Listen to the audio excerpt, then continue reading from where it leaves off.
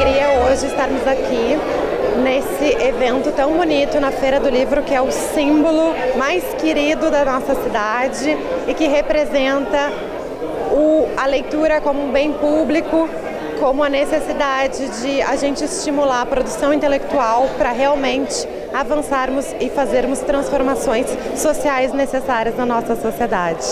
Obrigada a todos que estão presentes.